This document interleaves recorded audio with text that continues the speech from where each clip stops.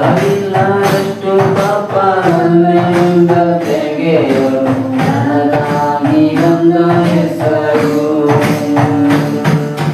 ಲೆಕ್ಕವಿಲ್ಲದಷ್ಟು ಪಾಪ ನನ್ನಿಂದ ತೆಗೆಯಲು ನನಗಾಗಿ ಬಂದ ಹೆಸರು.